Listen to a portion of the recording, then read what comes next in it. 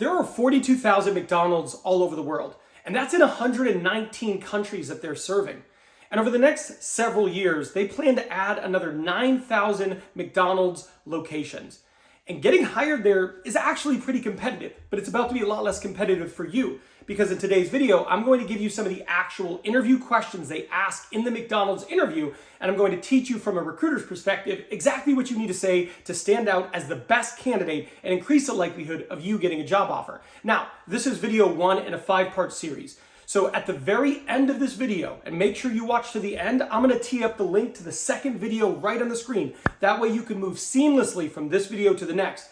These 5 videos together are supposed to serve as a full preparation on how to get hired at McDonald's. All right, well, let's get into the questions. Now, the first question is, tell me about yourself.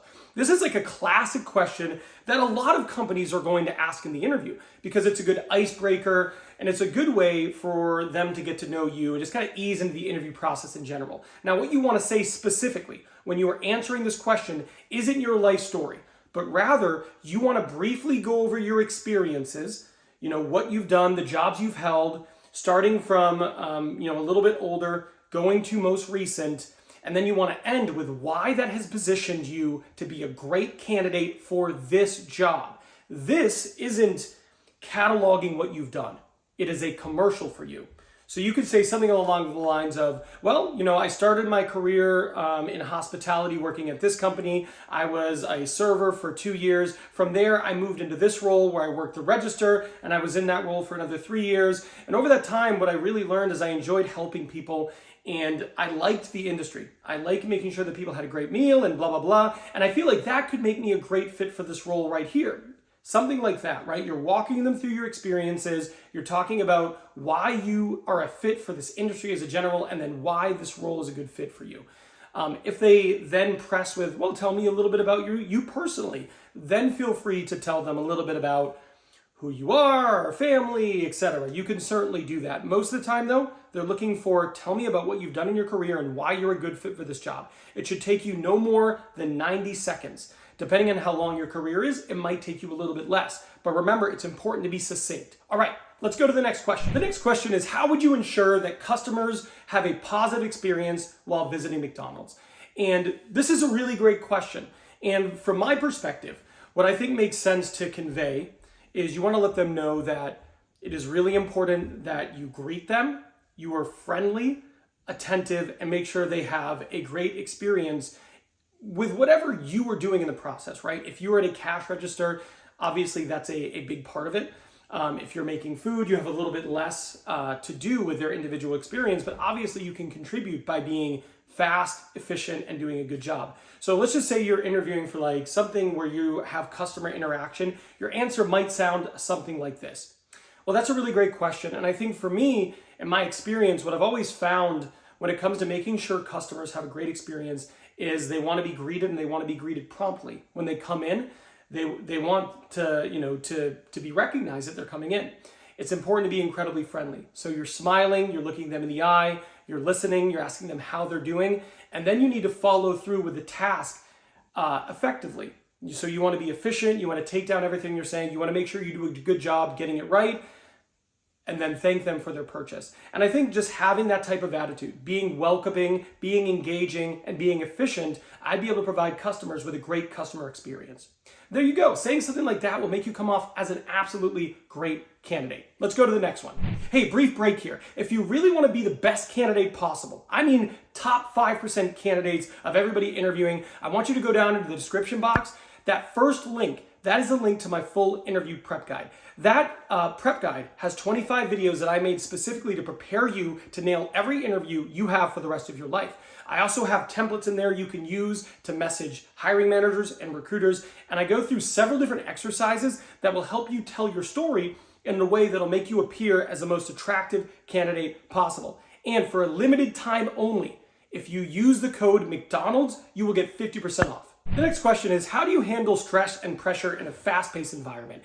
This is a really important question because let's face it, McDonald's are busy. So if you were there, it is going to be busy. It is going to be fast-paced. So what I always tell people when they get a question like this is, no matter what the words say, hiring managers, recruiters, HR people What they need to hear in your tone and in your voice is that you would not be stressed by this. In fact, this is a good fit for you because you thrive in high pressure environments. Though the answer might sound something like this. That's a really good question. And I would say I actually really enjoy high pressure situations. I feel like it's where I do my best work. In fact, if I look back on my career, I would say most of my jobs have been really fast paced. And I really like that because I enjoy being busy. I feel like it makes the day go by quick.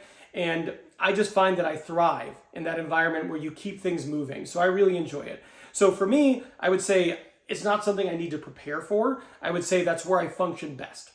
Something like that is a great way to answer this question. It lets them know that you've done it before, you enjoy it, it doesn't stress you, and it's where you are most effective. All right, next question. This next question are, what are 3 key strengths that make you a good fit for this role? Now, whenever you're getting a question like this, there's really only 2 things you need to accomplish.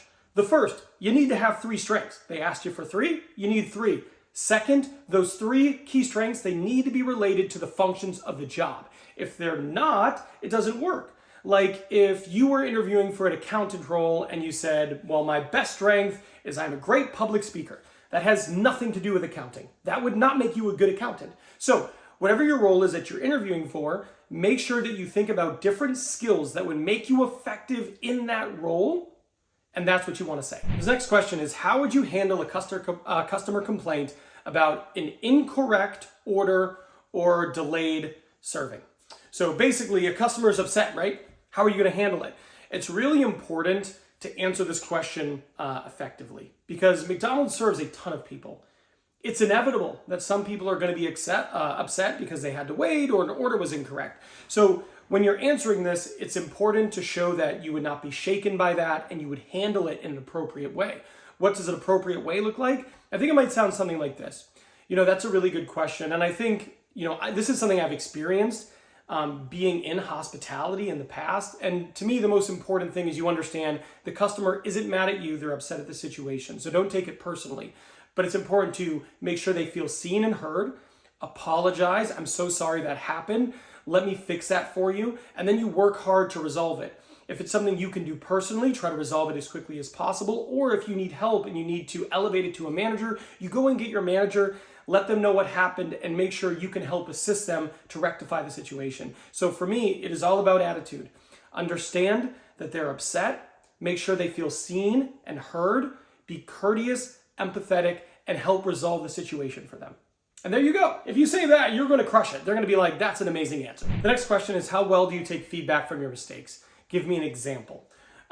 Good question, right? Everybody wants to hire somebody who's coachable. And everybody makes mistakes, so you need to make sure that a person who makes mistakes is going to handle it properly. So I think, key to this is letting them know that you embrace feedback. Feedback is important to you because it's how you grow.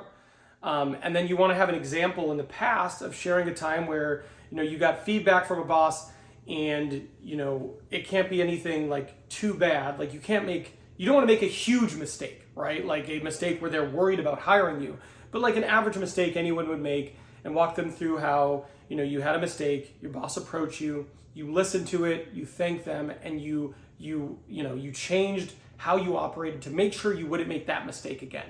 And that's basically the key to answering this question. You want to be authentic.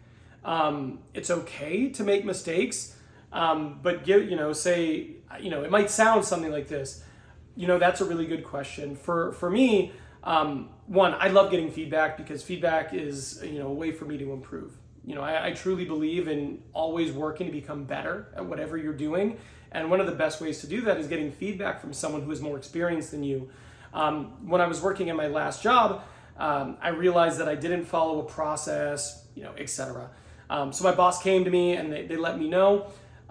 So I took the time to listen and internalize it, think about it a little bit. I thanked them for it. And then I made a change to the way I operated moving forward to make sure that I wouldn't make that mistake again. And again, I really appreciated that because that's how you can become better. Something like that. You want to make it your own, but generally speaking, that's a format to follow. The next question is, how would you act if you were asked to work additional shifts with short notice? This is basically them asking, okay, let's just say one of your peers called in sick and we needed you to work an extra shift. Would you be willing to do it? right? They're asking this because that's the kind of thing that happens. If you have a large staff, people are going to get sick. People are going to call out. And they need to have people who are willing to step up if they don't have someone to cover that. The easy answer here is yes, you'd be willing to do that. So it's important to react positively and say that you're willing to do that because you want to be a good teammate or something like that. The answer might sound something like this.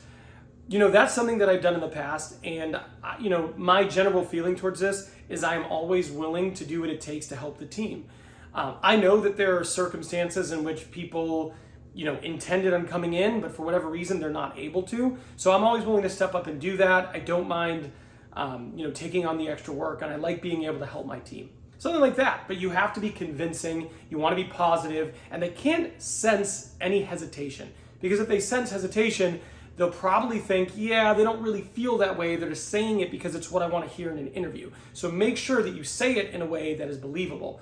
Now, those are some challenging questions, but McDonald's actually has more challenging questions than this. I would consider them some of the more challenging and difficult questions. In fact, these next questions are so difficult, I made a video about it. So in video 2, I cover some of the most difficult questions McDonald's asks in their interview process. So I'm done here. I'll see you over there.